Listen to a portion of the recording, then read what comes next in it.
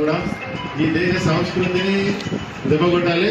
నెక్స్ట్ది మనం దోసుకుపోవాలి, అంటే బంగారాలు కానీ ఇది కానీ ఇది కానీ దోసుకుపోవాలి. ఈ రెండింటి మీదనే ఆ రోజులలో ఈమె 450 మంది 500 మంది ప్రైవేట్ సైన్యాన్ని తయారు చేసి ఆ సైన్యానికి ట్రైనింగ్ ఇప్పించిందంటే మహిళలకు చదువులు చెప్పడం, వాళ్ళకి యుద్ధాలు ఎట్లా నేర్పించాలి, ఇతరులు మన మీద దాడి చేసినప్పుడు ఏ విధంగా రక్షించబడాలి, ఏ విధంగా మన ఊరిని కాపాడుకోవాలి, మన ప్రాంతాన్ని కాపాడుకోవాలి అనే దాంట్లో ప్రత్యేకంగా ఆ రోజుల్లో ఇంత ట్రైనింగ్ ఇచ్చి ఒక మహిళగా అంత ట్రైనింగ్ ఇప్పించింది.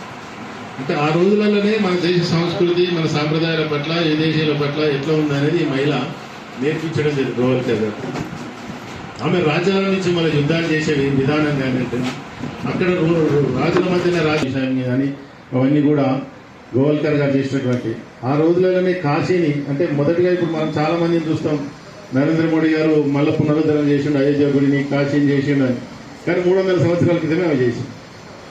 కాశీని అప్పటికే ముస్లింలు అందరూ ధ్వంసం చేసిన దాన్ని సైన్యం ఆ పార్టీ అప్పుడు ఆ గూలుగులో ఇచ్చినటువంటి కూడా పునరుద్ధరణ కార్యక్రమాలు ఆ రోజులలో చేసింది.